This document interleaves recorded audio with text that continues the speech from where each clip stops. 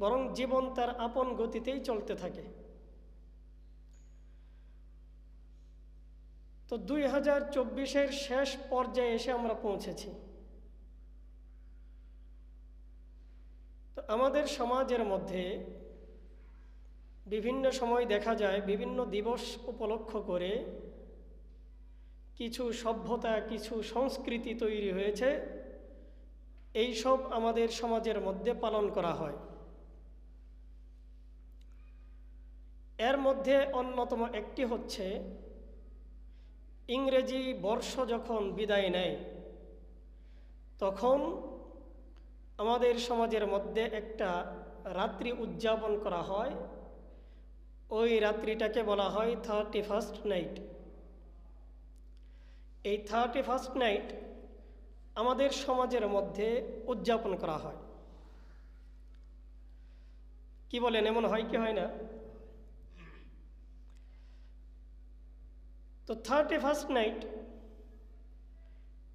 কাকে বলে? 31st night বলা হয় একটা বর্ষ যখন বিদায় নেয়, রাত 12টা বাজার সঙ্গে সঙ্গে এক বর্ষ বিদায় নিয়ে আরেক বর্ষ পদার্পণ করে চলে আসে। তো একটা বর্ষ যখন বিদায় নেয়, ঘড়ির কাঁটায় যখন রাত 12টা বাজে, যখন ঠিক রাত 12টা বাজে, সেকেন্ডের কাঁটার মধ্যে তখন 00 দেখায়, মিনিটের কাঁটাও 00, ঘন্টার কাঁটাও 00। এই যে 00 যেই টাইমটা, এটাকে বলা হয় 0 আওয়ার্স।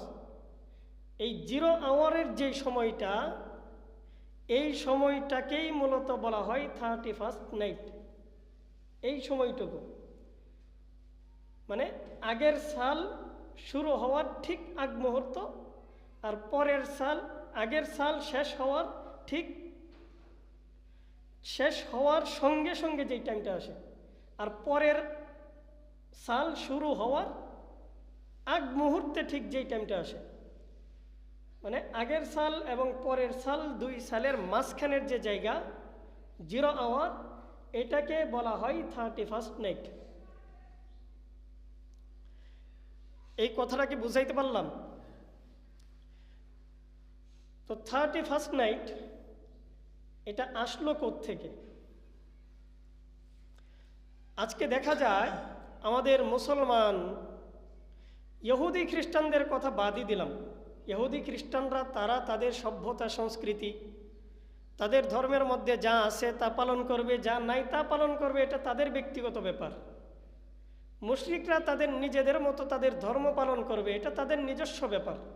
মুসলমানের সন্তান কোরআন সুন্নাহর বিরুদ্ধে গিয়ে, হাদিসের বিরুদ্ধে গিয়ে, আল্লাহর নবীর কথাকে উপেক্ষা করে তারা এই নাইট উদযাপন করার জন্য রাতের বেলায় রাত্রি জাগরণ করে।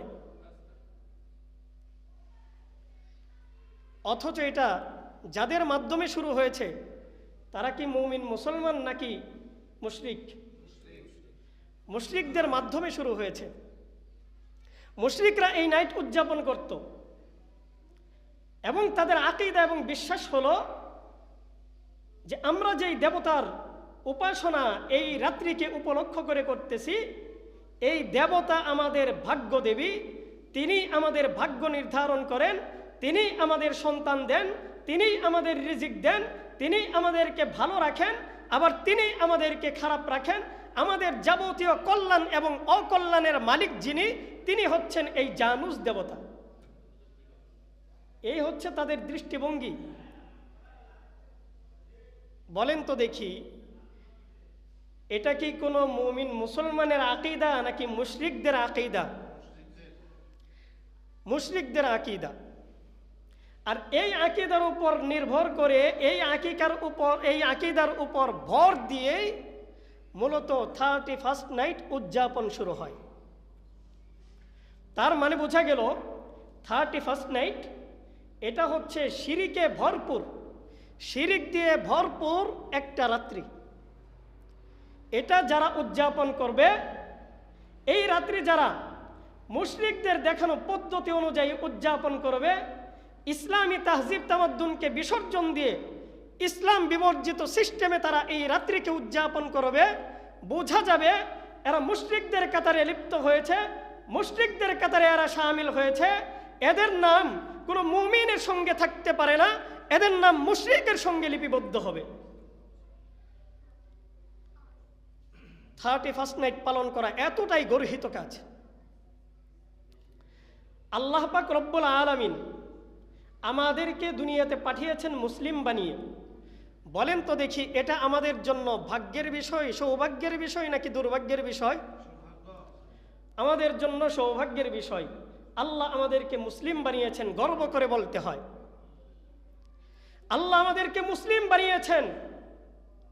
আল্লাহ তার বান্দাকে বলতেছেন, বান্দা তুমি তো মাত্র একটা দিবস পালন করার জন্য, একটা নাইট উদযাপন করার জন্য বিধর্মীদের কাছ থেকে একটা নাইট তুমি ধার নিচ্ছ, মুশরিকদের কাছ থেকে তুমি একটা রাত্রি ধার নিয়ে তারপরে এই রাত্রি উদযাপন করতেছ।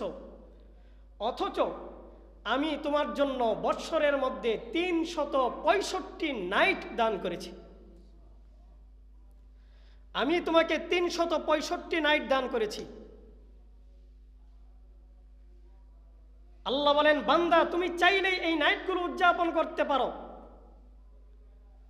উদযাপনের যে বিষয়টা, এক একজনের উদযাপন এক এক রকম। আপনার একজন শিশু বাচ্চা, ছোট বাচ্চা, সেও তো আনন্দ করে, করে কি করে না?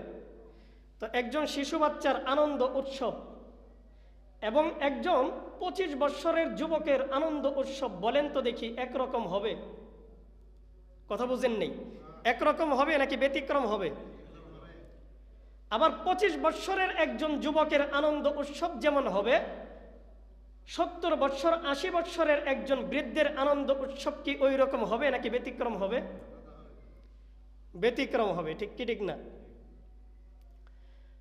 তো একজন শিশুর আনন্দ উৎসবের সঙ্গে যদি যুবকের আনন্দ উৎসব মিলতে না পারে, একজন যুবকের সঙ্গে যদি একজন বৃদ্ধের আনন্দ উৎসব মিলতে না পারে, একজন নারীর আনন্দ উৎসবের সঙ্গে যদি একজন পুরুষের আনন্দ উৎসব মিলতে না পারে, তাহলে আপনি একজন মুসলমান হয়ে আপনি একজন মুশরিকের আনন্দের সঙ্গে, ইহুদির আনন্দের সঙ্গে, খ্রিস্টানদের আনন্দের সঙ্গে, খ্রিস্টানদের উদযাপনের সঙ্গে, তাদের সভ্যতা সংস্কৃতির সঙ্গে আপনি মুসলমান হয়ে মুসলমান লেভেল লাগিয়ে, মুসলমানের নাম দিয়ে আপনি কেন তাদের উদযাপনের সঙ্গে আপনার উদযাপনকে মিলাইতেছেন?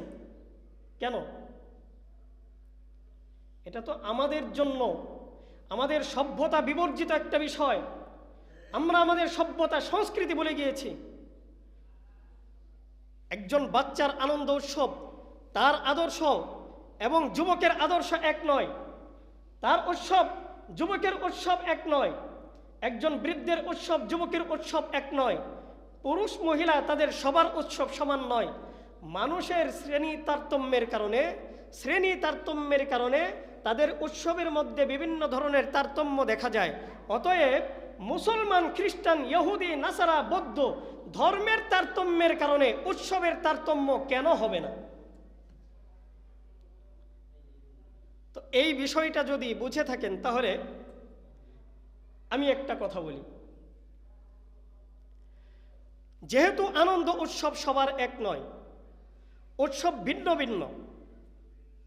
আপনি দেখেন, আমরা মুসলমান, আমরা নামাজ পড়তেছি, এক আল্লাহর ইবাদত করতেছি, আমরা রাতের বেলায় জাগ্রত হয়ে তাহাজ্জুদের নামাজ পড়তেছি, আল্লাহ তাআলার সামনে দাঁড়িয়ে মাথাকে নত করে দিয়ে আল্লাহ তাআলার সামনে কায়েম বাক্যে প্রার্থনা করতেছি, আল্লাহর কাছে তওবা করতেছি। এই যে আমরা যেই উৎসব পালন করি, এর মধ্যেই আমাদের আনন্দ, এই ইবাদতের মধ্যেই আমাদের উৎসব পালিত হয়, এই ইবাদতের মধ্যেই আল্লাহর সন্তুষ্টি হয়, এই আল্লাহর রেজামন্দির মাধ্যমে আমরা জান্নাত কামিয়ে নেই। এই যে আমরা যেই সিস্টেমে ইবাদত করি, যেই সিস্টেমে আমরা উৎসব পালন করি, বলেন তো দেখি কোন ধর্ম এমন আছে যারা আমাদেরকে অনুসরণ করে ঠিক এই সিস্টেমে ইবাদত করে, ঠিক এই সিস্টেমে তারা উৎসব পালন করে? কোন ধর্মটা আছে? এমন কোন ধর্ম আছে যারা আমাদের এই সিস্টেমকে ফলো করে, তারাও আমাদের মতো করেই আল্লাহর রেজামন্দির জন্য ইবাদত করে, তারাও এক আল্লাহকে উপাস্য হিসাবে মানে? এমন কোন ধর্ম আছে? তো অন্য ধর্ম তাদের ধর্মীয় মূল্যবোধের দৃষ্টিকোণ থেকে যদি আমাদের মুসলিমদের তাহজিব তামাদ্দুন সভ্যতা সংস্কৃতিকে গ্রহণ করতে না পারে, তাহলে আমি সর্বশ্রেষ্ঠ ধর্ম পাওয়ার পর, আমি মুসলিম হওয়ার পর আমি কোনো অন্য ধর্মের উৎসবকে পালন করব, তাদের সভ্যতা সংস্কৃতি আমি কেন গ্রহণ করব? আমি তো শ্রেষ্ঠ, আল্লাহ আমাকে শ্রেষ্ঠ বানিয়েছেন, সর্বশ্রেষ্ঠ ধর্মে আমাকে দীক্ষিত করেছেন, আমি সর্বশ্রেষ্ঠ ধর্ম পেয়ে আমি নিজেকে গর্বিত মনে করি। তো আমি কেন তার সভ্যতা সংস্কৃতি গ্রহণ করব? তো তারা তাদের উৎসব পালন করে তাদের মতো করে, আমরা আমাদের উৎসব পালন করব আমাদের মতো করে। তারা গান বাজনা, নর্তকী নাচানো, আরও যত ধরনের অসভ্যতা আছে এইগুলোর মধ্যেই তারা সভ্যতা খুঁজে পায়। কিন্তু আমি সভ্যতা যেখানে খুঁজে পাই সেটা হচ্ছে মসজিদে এসে আল্লাহর কদমে আল্লাহর পায়ে সেজদা করার মধ্যেই হচ্ছে আমার সভ্যতা।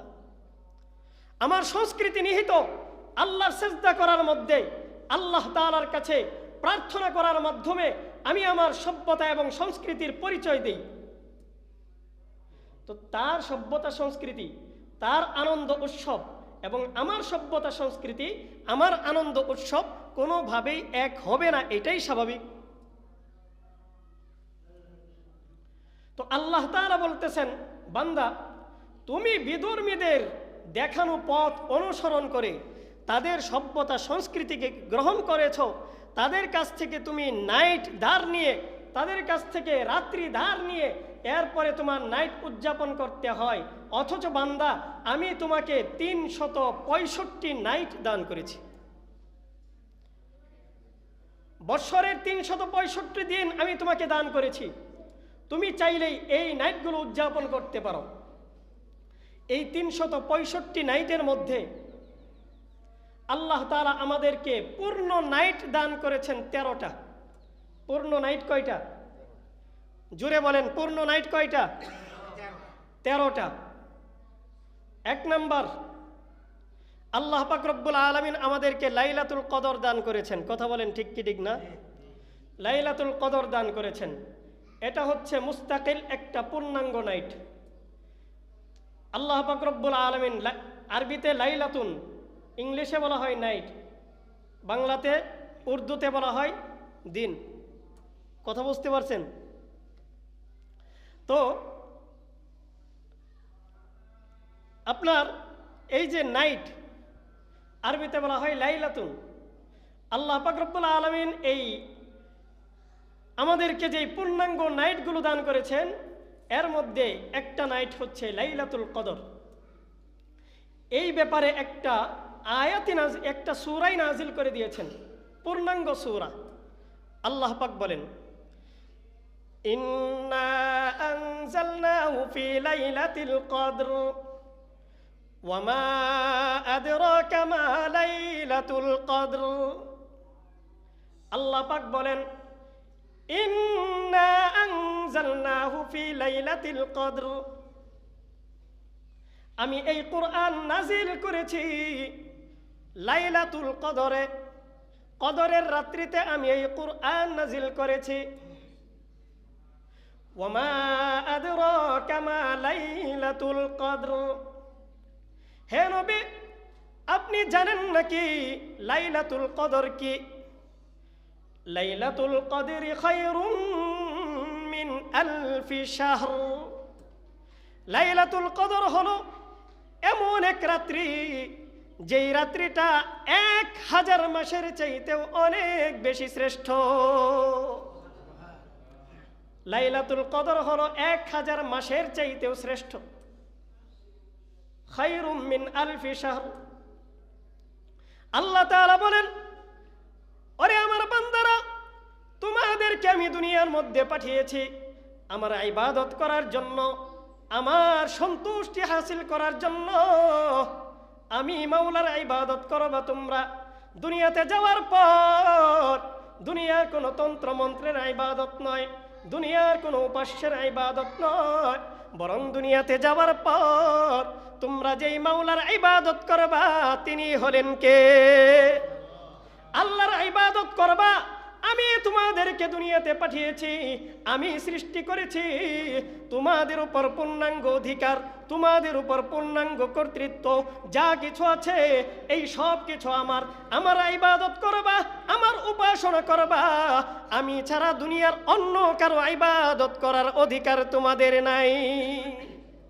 ইবাদত করতে হবে কার? আল্লাহ তাআলা বলেন, তুমি এই যে এত নাইট খুঁজতেছো, বিধর্মীদের কাছ থেকে তুমি নাইট ধার নিতেছো, তুমি 31st নাইট পালন করতেছো, অথচ আমি তোমাকে বৎসরের মধ্যে 365 নাইট দান করেছি। বৎসরের মধ্যে আমি তোমাকে 365টা রাত্রি দান করেছি। তুমি চাইলেই এই রাত্রিগুলো উদযাপন করে আমি মাওলার প্রিয় বান্দা হয়ে যেতে পারো। আমি মাওলার প্রিয় বান্দা হওয়ার জন্য তুমি এই রাতগুলো উদযাপন করো কোরআনের মোতাবেক, হাদিসের মোতাবেক। নবী যেইভাবে করেছেন, সাহাবায়ে কেরাম যেইভাবে করেছেন, তাবেঈনরা যেইভাবে করেছেন, তাবউত তাবেঈনরা যেইভাবে করেছেন, উলামায়ে কেরাম তোমাদেরকে যেইভাবে বলতেছেন, উলামায়ে কেরামের দিক নির্দেশনা মানো, তাদের দেখানো সিস্টেম অনুযায়ী তোমরা এই রাত্রিগুলো উদযাপন করো।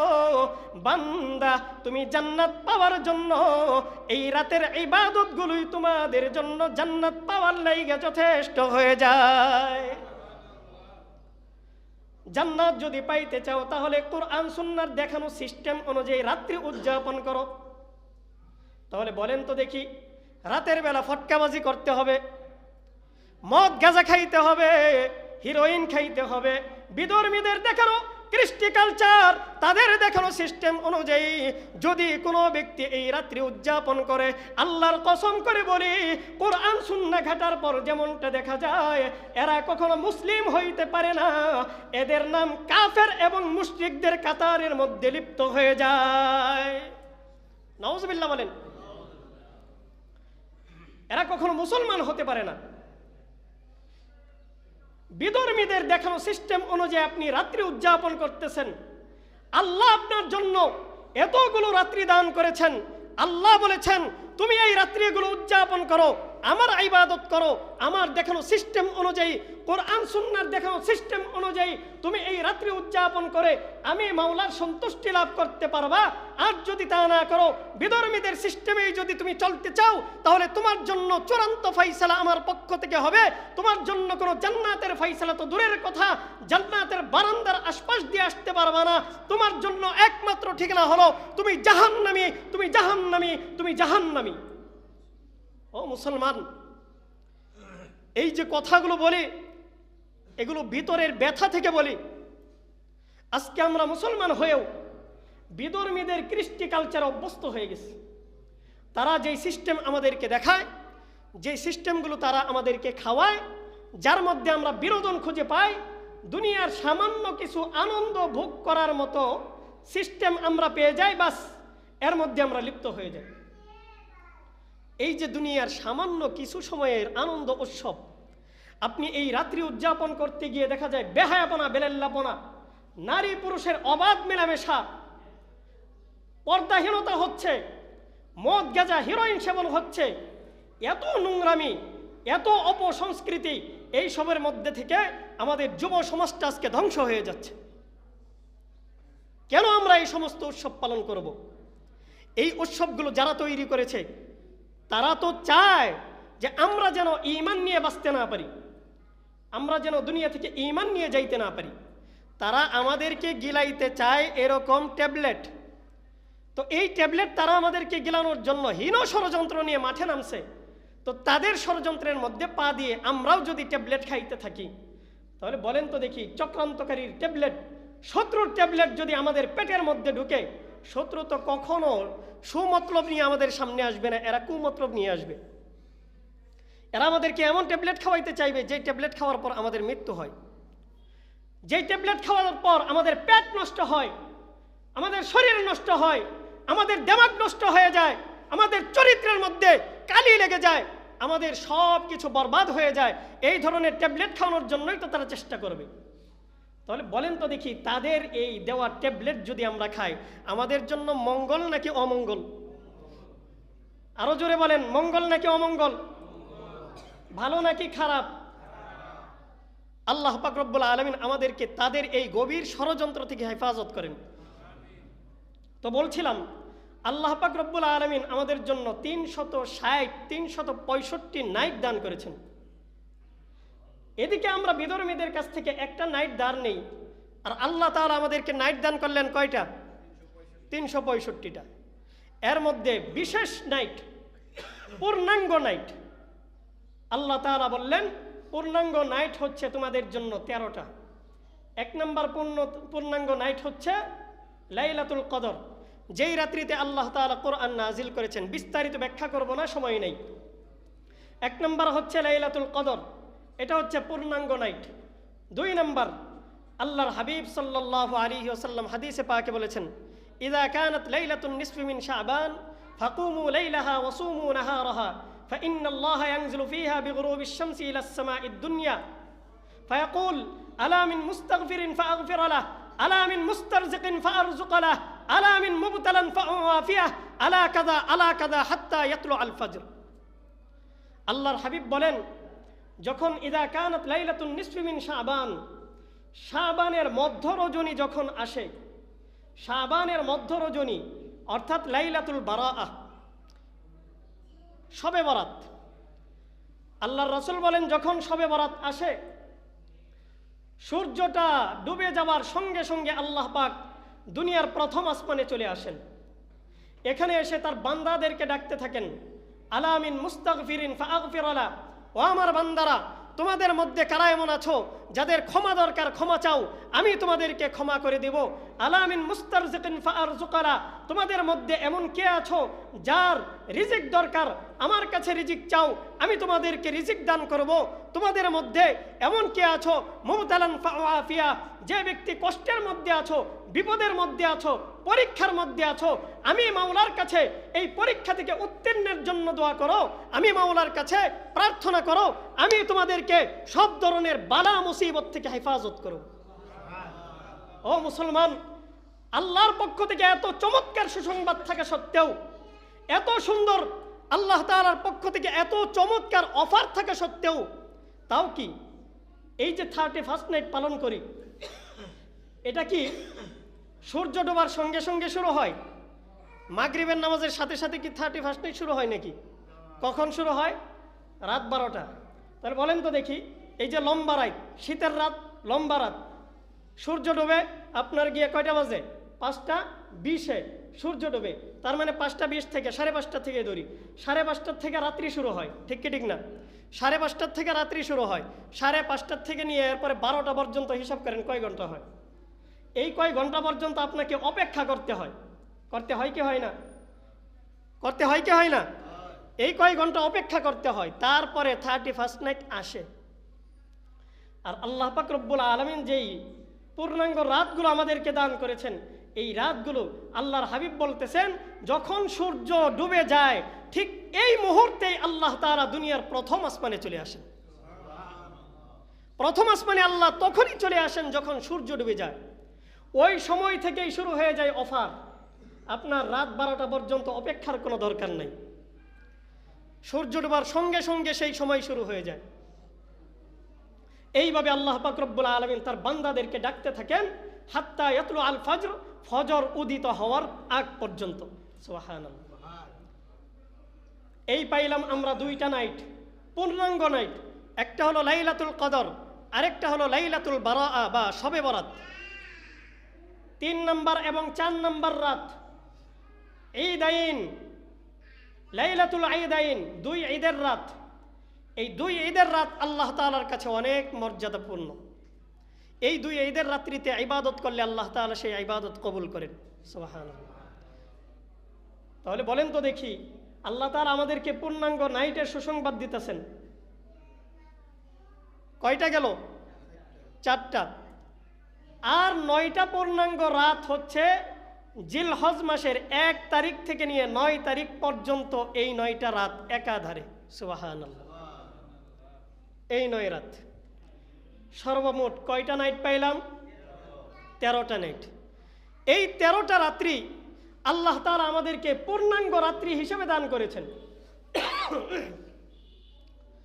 আল্লাহ তাআলা পূর্ণাঙ্গ রাত্রি হিসেবে এই 13টা রাত্রি দান করেছেন, যে সূর্যাস্তের সঙ্গে সঙ্গে বান্দা তুমি আমার দরবারে চলে আসো, আমি তোমার জন্য দুনিয়ার প্রথম আসমানে চলে আসলাম, তুমি আমার কাছে ধরা দাও, তুমি আমার কাছে প্রার্থনা করো, তোমার যা কিছু প্রয়োজন আমার কাছে চাও, আমি তোমার সমস্ত প্রার্থনা কবুল করব। এছাড়াও বৎসরের আরো যেই দিনগুলো আছে 365 থেকে 13 যদি বাদ দেই, থাকে কয় নাই, কয় রাত্রি থাকে? 352। কত? 352 থাকে। আল্লাহ পাক রব্বুল আলামিন এই 352 রাতের ব্যাপারে সূরাত বানী ইসরাঈল 79 নম্বর আয়াত, এই আয়াতের মধ্যে আল্লাহ বলেন, وَمِنَ اللَّيْلِ فَتَهَجَّدْ بِهِ نَافِلَةً لَكَ عَسَىٰ أَن يَبْعَثَكَ رَبُّكَ مَقَامًا মাহমুদা। আল্লাহ তাআলা বলেন, وَمِنَ اللَّيْلِ فَتَهَجَّدْ بِهِ, রাতের একটা অংশে তোমরা তাহাজ্জুদের নামাজ আদায় করো, নাফিলাতাল লাক, যেই তাহাজ্জুদের নামাজ তোমাদের অন্য সমস্ত নামাজের চাইতে অতিরিক্ত নামাজ হিসাবে আল্লাহর কাছে বিবেচিত হয়। আসা আইয়াবাতাকা রাব্বুকা মাকামান মাহমুদা, এই তাহাজ্জুদের নামাজ পড়লে তোমাদের জন্য কি ফায়দা, তোমাদের জন্য কি উপকার? আল্লাহ পাক বলেন, আসা আইয়াবাতাকা রব্বুকা মাকামান মাহমুদা, আশা করা যায় আল্লাহ পাক রব্বুল আলামিন এই তাহাজ্জুদের নামাজের বদৌলতে, তাহাজ্জুদের নামাজের বিনিময়ে তোমাদেরকে মাকামে মাহমুদ দান করে দিবেন। মাকামে মাহমুদ প্রশংসনীয় স্থান, যেটা আল্লাহর হাবিবের জন্য বরাদ্দ। কার জন্য বরাদ্দ? রাসূলের জন্য বরাদ্দ। আমরা যখন আজান দেওয়ার পর দোয়া পড়ি, ওয়াবআসহু মাকামান মাহমুদানিল্লাযী ওয়া'আদতা, পড়ি কি পড়ি না? পড়ি কি পড়ি না? ওয়াবআসহু মাকামান মাহমুদানিল্লাযী ওয়া'আদতা, আল্লাহ তার হাবিবের জন্য ওয়াদা করেছেন, অঙ্গীকার করেছেন যে হাবিব আমার, আমি আপনাকে মাকামে মাহমুদ দান করব। সুবহানাল্লাহ, আমি আপনার জন্য মাকামে মাহমুদের ওয়াদা করলাম। এই মাকামে মাহমুদের ব্যাপারে আল্লাহ বলতেছেন, বান্দা তুমি তাহাজ্জুদের নামাজ আদায় করো, রাত্রি জাগরণ করে রাতের একটা অংশ আমার ইবাদতের মধ্যে কাটিয়ে দাও, নফল নামাজ পড়ো, তাহাজ্জুদের নামাজ পড়ো, আমি তোমাকে মাকামে মাহমুদ দান করব। সুবহানাল্লাহ।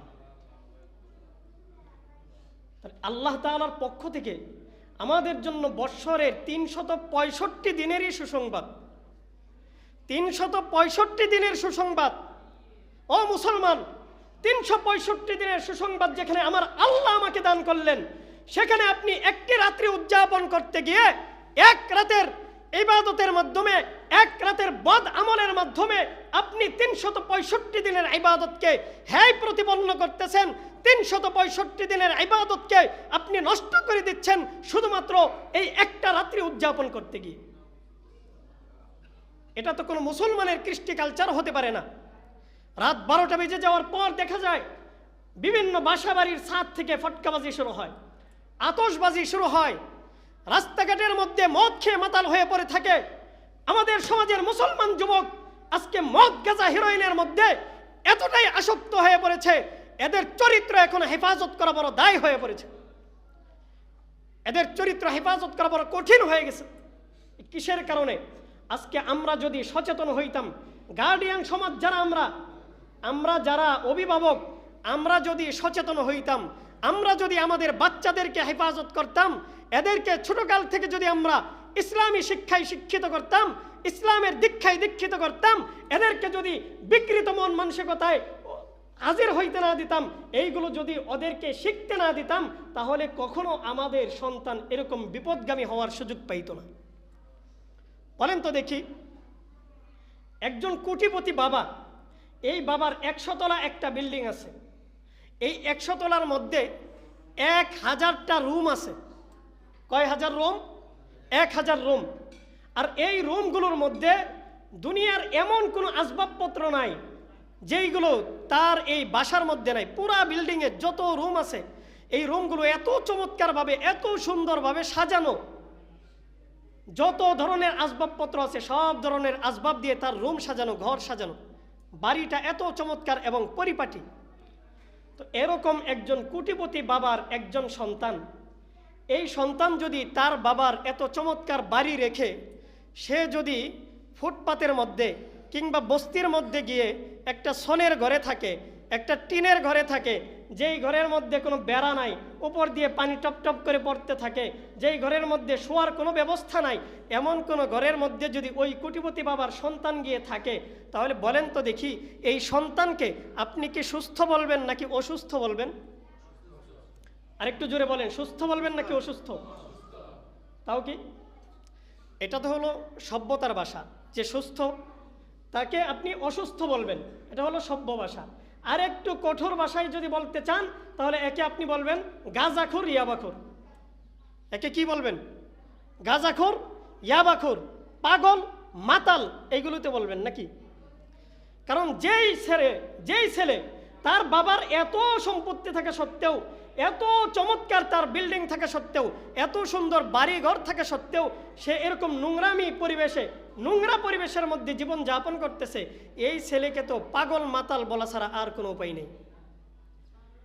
এখন আমাদের মুসলমানদের জন্য আল্লাহ তাআলা এত চমৎকার সিস্টেম করে দিয়েছেন, এত চমৎকার সভ্যতা এবং সংস্কৃতির রাস্তা আল্লাহ তাআলা দেখিয়ে দিয়েছেন।